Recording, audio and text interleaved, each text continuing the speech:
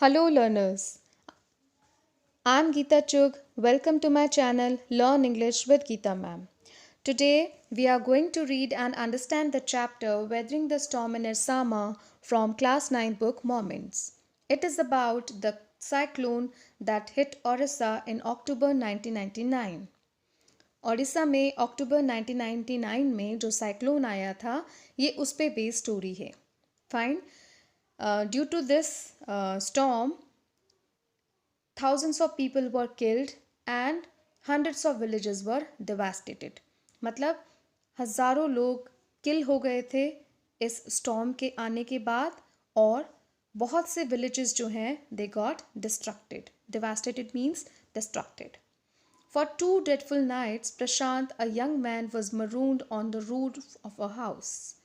Marooned का मतलब होता है कहीं पे भी जब आप अकेले रह जाते हैं. ठीक है. Means you are put at a place where you cannot escape from the situation. You are at a place where you feel isolated. Okay. So for 2 dreadful nights, Prashant, who is the leading character of this story, he was marooned on the roof of a house due to the storm which hit Odisha in October 1999. So how did he face the situation? This is the subject of this chapter. That's why the title says Weathering the Storm in Ersama, which means facing the storm in Ersama. On 27 October 1999, 7 years after his mother's death, Prashant had gone to the block headquarters of Ersama, a small town in coastal Orissa, some 18 kilometers from his village. अब यहाँ पे बताया गया है कि 27 अक्टूबर 1999 को प्रशांत की mother की डेथ के 7 इयर्स के बाद प्रशांत एरसामा के ब्लॉक हेडक्वार्टर्स में गया, जो कि एक छोटा सा टाउन है कोस्टल ओडिशा रीजन में. ओडिशा को अब हम ओडिशा कहते हैं. ठीक है. And this town was 18 kilometers away from his village. Why did he go there? To spend the day with a friend. So he went there to spend a day with a friend. In the evening, a dark and menacing storm quickly gathered. उसी शाम को एक dark और menacing का mean होता है dangerous and harmful. तो उसी शाम को एक बहुत ही डार्क और हार्मफुल स्टॉर्म जो है बहुत ही क्विकली उसने पूरे टाउन को कवर कर लिया. Winds beat against the houses with a speed and fury that Prashant had never witnessed before. अब जो विंड है वो इतनी तेजी से चल रही थी कि हाउसेस के साथ में जब वो विंड टकरा रही थी, it was producing a beat, it was producing a sound. Fine. And fury का means होता है anger, but here it shows the strength of the wind. Fine. प्रशांत ने कभी भी ऐसा storm, ऐसी strong winds and the noise made by the winds, ऐसे situation को उसने पहले कभी नहीं देखा था. Heavy and incessant rain filled the darkness. Incessant means the continuous, unceasing. तो बहुत heavy rainfall हो रहा था and it was continuous also. It filled the darkness. Okay, nothing was able to be seen. Ancient trees were uprooted. Ancient means जो बहुत पुराने old trees थे वहाँ पे काफ़ी टाइम से जो वहाँ पे planted थे, they were uprooted. uprooted का मतलब होता है वो वहाँ से उखड़ गए थे, उनका रूट से वो टूट गए थे. Fine. And crash to the earth and then they fell down and got crashed. Screams rent the air as people and houses were swiftly washed away. Rent का मीन्स होता है filled. Screams filled the air. चारों तरफ लोगों के चिल्लाने की आवाज़ें आ रही थी as people and houses were swiftly washed away. Because ये जो स्टॉर्म था यहाँ पे इतनी ज़्यादा बारिश हो रही थी कि लोग और घर इस बारिश में बहना शुरू हो गए थे. It was a huge flood. The angry waters swirled into his friend's house neck deep. उसके फ्रेंड के घर में भी एंग्री वाटर्स। फाइन, वाटर से मतलब यहाँ पे है जो फ्लड, जो रेन का जो पानी था जो फ्लड बन के आ रहा था, है ना। सो जिस तरह से इंसेसेंट कंटिन्यूस वो बारिश हो रही थी, इट शोज द एंगर। स्वोल्ड का मीन्स होता है flawed along with the whirling motion, ठीक है। तो वर्लिंग जो मोशन होता है उसके लिए ये वर्ड यूज़ करते हैं। उसके घर में नेक डीप तक बहुत ज़्यादा पानी भर गया था। The building was of brick and mortar and was strong enough to survive the devastation of the winds velocity of 350 kilometre per hour. Imagine करना मुश्किल हो जाता है कि 350 किलोमीटर पर आवर की विंड की वेलोसिटी है, तो कितना मुश्किल हो गया होगा वहाँ पे उस सिचुएशन को फेस करना। जिस बिल्डिंग में वो था that was made up of brick and mortar. Mortar का मीन्स होता है जो मिक्सचर बनाया जाता है ना, कंस्ट्रक्ट करते हैं जब बिल्डिंग्स को, जिसमें लाइम, सीमेंट, सैंड, वाटर, ये सब कुछ मिक्स करके बनाया जाता है ना। तो ब्रिक और मॉर्टर का बना हुआ ये हाउस था, इसीलिए इट वाज स्ट्रॉन्ग इनफ कि वो सर्वाइव कर सका इस डिस्ट्रक्टिव विंड की वेलोसिटी को, जो थी 350 kilometre per hour. But the cold terror of the family grew with the crashing of trees. लेकिन जो ट्रीज जो क्रैश होके गिर रहे थे बिल्डिंग्स के ऊपर, उससे सबको बहुत डर लग रहा था। Fine, that had got uprooted and fallen on their house sometime in the middle of the night, damaging its roof and walls. So आगे यहाँ पे राइटर कहता है कि जो ट्रीज जो क्रैश होकर गिर रहे थे बिल्डिंग्स के ऊपर, अपरूटेड हो गए थे, हाउसेस के ऊपर जो गिर रहे थे, कभी कभी in the middle of the night, रात में अचानक से, damaging it's roof and walls, वो घर की रूफ और छत को डैमेज कर रहे थे। जब वो रात को यानी गिरे, then the trees damaged the roof and walls of the house. The crazed destruction wrought by the cyclone and the surge of the ocean continued for the next 36 hours. और ये सब जो चलता रहा उसका ड्यूरेशन था 36 hours. This crazed destruction, okay, crazy बोलते हैं हम जब कोई मैड हो जाता है, ठीक है। So this destruction was being caused in a maddened way.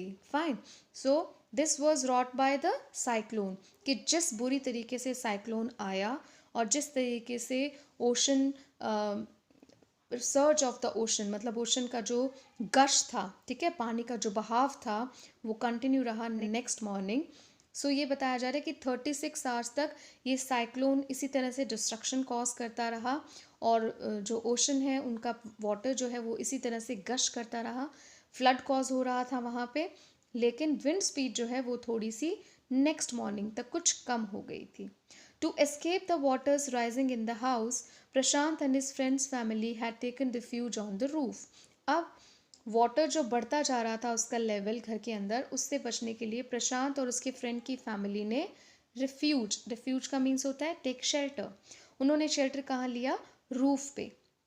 Prashant will never forget the shock he experienced at his first glimpse of the devastation wrought by the super cyclone in the grey light of the early morning.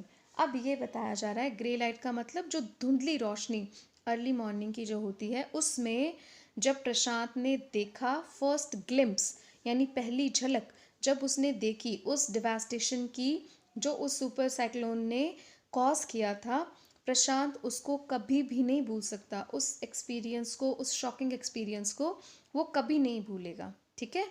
क्या हुआ था वहाँ पे? Let's see. A raging, deadly brown sheet of water covered everything as far as the eye could see. तो जैसे कि हमें पता है कि it was an incessant rain, continuous rain रही 36 hours तक, ठीक है। तो फिर क्या हुआ कि deadly brown sheet of water, it covered everything.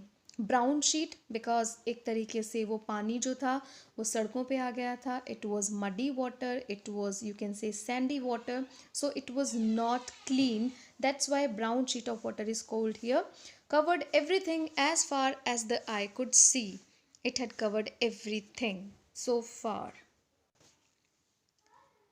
Only fractured cement houses still stood in a few places. Fractured means broken. तो कुछ broken cemented house जो थे वो कहीं कहीं दिखाई दे रहे थे. बाकी पूरा जो टाउन का सीन था वो ये था कि हर तरफ brown sheet of water थी. Fine. Bloated animal carcasses and human corpses floated in every direction. Bloated means swollen. ठीक है, पानी भर जाता है ना, then it gets swollen. सो वो बता रहे हैं कि एनिमल कैरकेसेस, जो एनिमल्स की डेड बॉडीज़ होती हैं उसको कैरकेसेस बोलते हैं, और जो ह्यूमन डेड बॉडीज़ होती हैं उनको कॉप्स बोलते हैं. सो एनिमल्स और ह्यूमन की डेड बॉडीज़ जो हैं वो फ्लॉट कर रही थी हर तरफ, in every direction. All round even huge old trees had fallen. बहुत पुराने जो ट्रीज हैं, old huge trees, they had also fallen down. Two coconut trees had fallen on the roof of their house. यानी जो उनका friend का घर था, प्रशांत के फ्रेंड का, उनके घर की रूफ पे भी 2 coconut trees had fallen. This was a blessing in disguise. Blessing in disguise ये हम तब यूज़ करते हैं जब कोई चीज़ बुरी होती है लेकिन उस हमारे लिए वो फ्रूटफुल होती है. ठीक है, an apparent misfortune that eventually has good results. So जब कोकोनट ट्रीज उनके घर के ऊपर गिरे, how did it turn into a blessing in disguise? Let's read. Because the tender coconuts from the trees kept the trapped family from starving in the several days that followed. ठीक है, समझ में आ गया होगा आपको कि कोकोनट ट्रीज जो थे, ये इनके ऊपर लगा हुआ जो कोकोनट था उसको खाने के बाद में they could save themselves from starving in several days that followed. मतलब इस स्टॉर्म के आने के बाद में several days when they were made to sit on the roof just to save themselves, है ना, because पूरा घर में पानी भर गया था. So these coconut trees could help them to avoid starving. Okay, let's read further. For the next 2 days Prashant sat huddled with his friend's family in the open on the rooftop. Huddled का मतलब होता है together in a group. तो next 2 days के लिए प्रशांत जो है वो अपनी फ्रेंड की फैमिली के साथ ओपन में ही रूफ टॉप पर बैठा रहा. They froze in the cold and incessant rain. अब उनको बहुत सर्दी लग रही थी because the rain was incessant and they were freezing almost.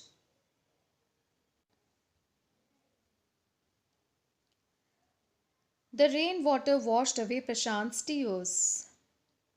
Okay, this is an imagery set very beautifully where says that rain water washed away Prashant's tears. ठीक है, the only thought that flashed through his mind was whether his family had survived the fury of super cyclone. Was he to be bereaved once again? bereaved का मतलब होता है to have lost a family member or a friend, है ना, to death. so यहाँ पे बोला जा रहा है कि उसके जो आंसू हैं वो तो अब वॉश्ड अवे हो गए थे रेन वाटर से. ठीक है, लेकिन जो थॉट जो उसके माइंड में कंटिन्यूसली फ्लैश कर रही थी, कंटिन्यूसली आ रही थी, वो थी उसकी फैमिली के बारे में कि क्या वो इस सुपर साइक्लोन की फरी को, एंगर को टॉलरेट कर पाए होंगे, सरवाइव कर पाए होंगे, इससे बच के वो निकल चुके होंगे.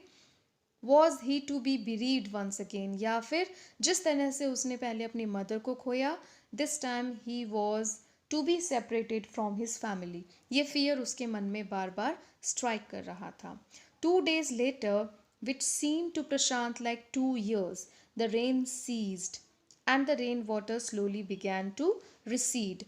अब 2 दिन के बाद में, बिकॉज 2 दिन तक वो वहाँ छत पे रुके रहना पड़ा था उनको, है ना. सो 2 दिन के बाद में जब रेन स्टॉप हुई तो प्रशांत को ऐसा लगा जैसे ये 2 years का ड्यूरेशन था, बिकॉज वो अपनी फैमिली के पास में जाना चाहता था, है ना. तो जब रेन स्टॉप हुई, सीज का मतलब है स्टॉप, और रेन वाटर जो है वो भी रिसीड हुआ, मतलब उसका लेवल रिड्यूस हुआ.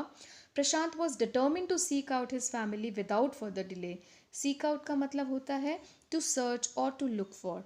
सो अब वो उसे अपनी फैमिली को सर्च करना था, उनसे मिलना था without any further delay. But the situation was still dangerous and his friend's family pleaded with Prashant to stay back a little while longer. अब सिचुएशन तो अभी भी डेंजरस थी बिकॉज वाटर लेवल रिसीड हुआ था, कम हुआ था, बट स्टिल वहाँ पे बहुत हालत ख़राब थी। सो उसकी फ्रेंड की फैमिली जो है वो उन्होंने रिक्वेस्ट किया प्रशांत को कि थोड़ा टाइम वो उनके साथ में और रुकें और इंतज़ार करें। But Prashant knew he had to go.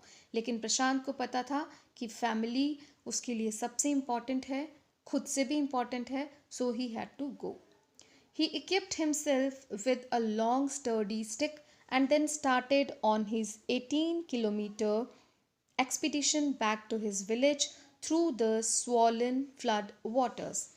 Equipped himself with a long sturdy stick. उसने एक मजबूत स्टिक जो है वो अपने साथ में ली, just to cross the dead bodies and all the stuff which was there in the muddy water. Fine. So फिर उसके बाद में उसने 18 किलोमीटर, बिकॉज विलेज से दूर था वो टाउन एरसामा का, तो उसने ये जर्नी जो है बैक टू हिज विलेज वो स्टार्ट की। And he was amid the swollen flood waters.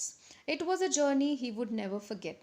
He constantly had to use his stick to locate the road. अब उसको रोड नहीं लोकेट कर पा रहा था, which was helped by the stick. ठीक है, इसके लिए उसने स्टिक को यूज़ किया. So with the stick he could find out, he could locate the road. To determine, you can see the picture here, he is trying to locate his way with the help of the sturdy stick. To determine where the water was most shallow, तो stick से वो बार बार ये determine कर पा रहा था कि shallow means water का लेवल कहाँ पे थोड़ा कम है। Okay, at places it was waist deep, कहीं कहीं तो वेस्ट डीप तक था, बहुत ऊपर तक कमर तक आ रहा था पानी। एंड प्रोग्रेस वॉज स्लो, वहाँ पे उसकी स्पीड कम हो रही थी। At several points he lost the road and had to swim, कई जगह वो पानी में गिर भी गया because he lost the road and then he had to swim. After some distance, he was relieved to find two friends of his uncle who were also returning to their village. अब वो उसको थोड़ा सा relief मिला, थोड़ी सी उसको एक तरीके से he felt relaxed when he found two friends of his uncle. अपने अंकल के दो फ्रेंड्स जब उसको मिले जो कि उसके विलेज से वापस रिटर्निंग टू देयर, उसके विलेज की तरफ ही वापस जा रहे थे, they decide to move ahead together, तो उन्होंने साथ साथ जाने के लिए डिसाइड किया। All of them proceeded together. As they waded through the waters, the scenes they witnessed grew more and more macabre. मैकबर का मतलब होता है हॉरिबल।